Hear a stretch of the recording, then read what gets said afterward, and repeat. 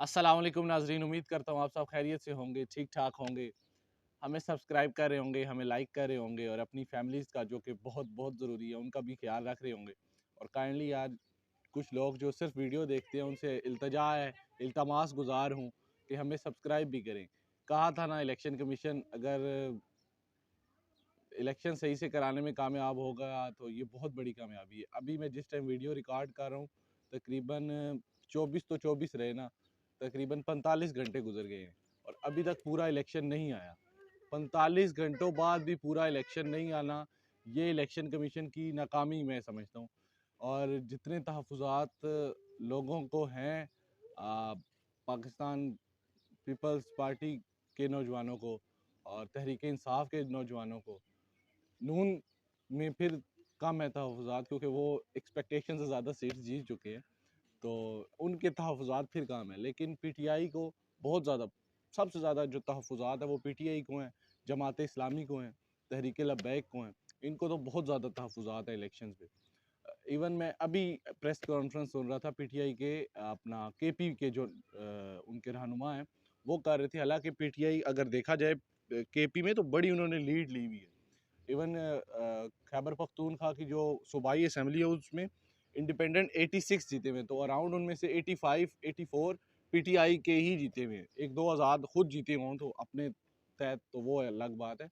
वहाँ पे इजीली हुकूमत बनाने की सिचुएशन में हैं, लेकिन वो फिर भी उनको तहफ़्फ़ुज़ात हैं कि यार हम नेशनल असम्बली की 2-4 सीटें जो हारे हैं वो भी हमें जीतनी चाहिए थी।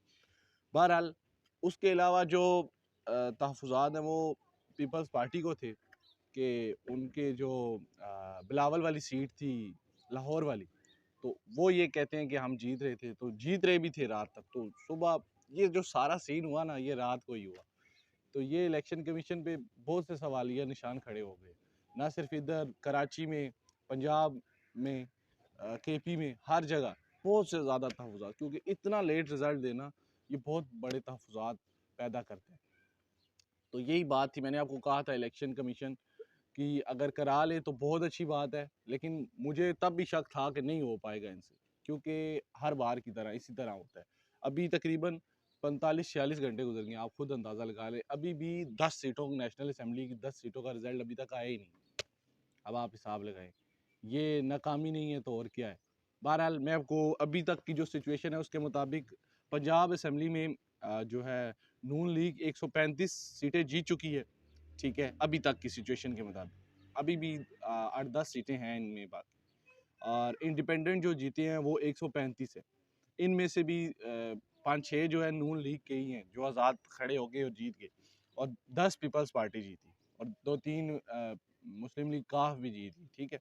तो मतलब यहाँ पे अगर मुस्लिम लीग नून हुकूमत बनाएगी तो उसे ज़रूरत पड़नी है पीपल्स पार्टी की भी और इंडिपेंडेंट। मैंने कहा था कि पंजाब में और नेशनल असम्बली में आज़ाद की बड़ी वैल्यू होगी, जो आज़ाद उम्मीदवार इंडिपेंडेंट जीत के आएंगे उनकी बड़ी वैल्यू होगी, वो बहुत अहम किरदार अदा करेंगे कोई भी हुकूमत बनाने में। तो यही देख लें आप, पंजाब में 135 इंडिपेंडेंट जीते हुए, और सिंध में तो पीपल्स पार्टी बना रही है हुकूमत, क्योंकि 83 उनकी सीट्स हैं जो जीते हुए हैं, आराम से वो हुकूमत बना लेंगे। मुस्लिम लीग MQM जो है वो 17 सीटें जीती हुई है और इंडिपेंडेंट 14 जीते हुए हैं, तो आराम से वहाँ हुकूमत बगैर किसी इत्तेहादी को मिलाए पीपल्स पार्टी जीत रही है। बलूचिस्तान में भी इत्तेहादियों की ज़रूरत तो पड़नी है, या मतलब इस तरह कोई मिलजुल के ना PDM वगैरह वाली हुकूमत बनने की सूरत हाल नज़र आ रही है अभी तक, क्योंकि 11 पीपल्स पार्टी जीती हुई है, 9 जीती हुई है मुस्लिम लीग नून, 7 जीती हुई है जमीयत उलमा इस्लाम मौलाना फजलुर रहमान साहब की पार्टी, और 5-6 इंडिपेंडेंट जीते हुए। तो मतलब वहाँ पे भी रेलू कट्टे वाली हुकूमत बनेगी, कोई एक इतनी लीड पे नहीं है। केपी में तो इजीली इंडिपेंडेंट 86 जीते हुए, तो आराम से पीटीआई वाले आराम से हुकूमत बना सकते हैं। 86 में से अराउंड 80 तो आराम से उनके पास है ना, जो उनके हाथ में।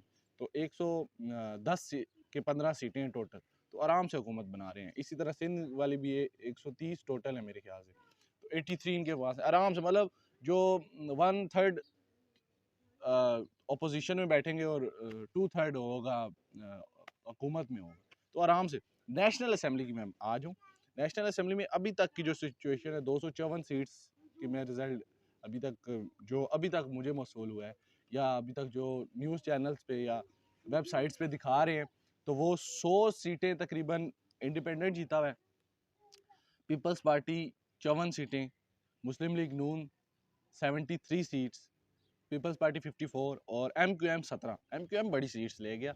और मैं कह रहा था कि मैंने प्रिडिक्ट भी किया था लास्ट वीडियो में कि जमात इस्लामी अगर 8-10 सीटें ले जाए तो मुझे कोई हैरानी नहीं होगी।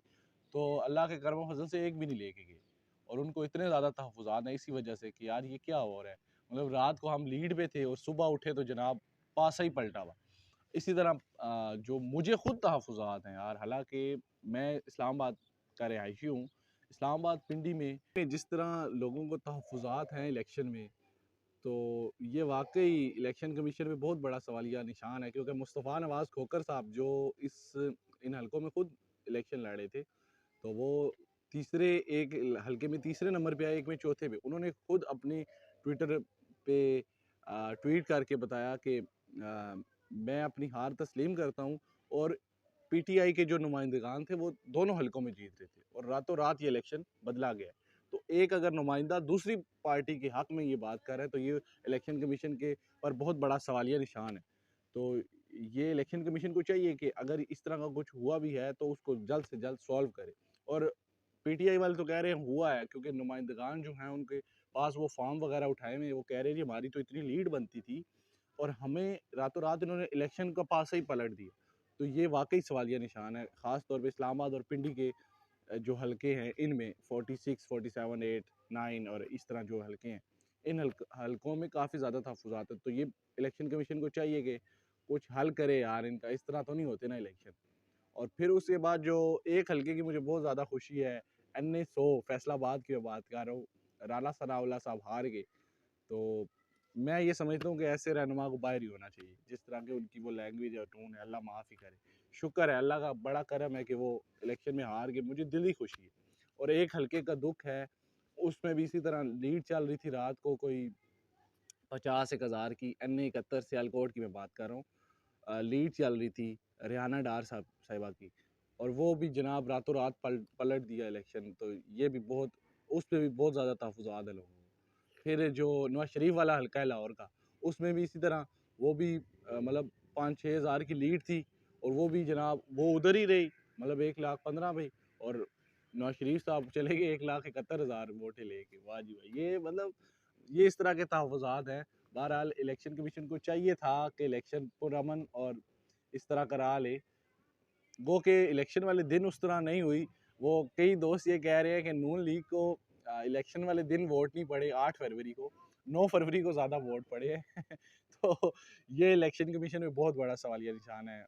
इलेक्शन कमीशन को चाहिए कि इस तरह के जो भी मामूलात हैं उनको सॉल्व करे और जल्द से जल्द अपने लोग जो हैं जिन्होंने जिसको वोट दिया है और जो हकदार है वही नेशनल असम्बली में और प्रोविंशियल असम्बली में आए।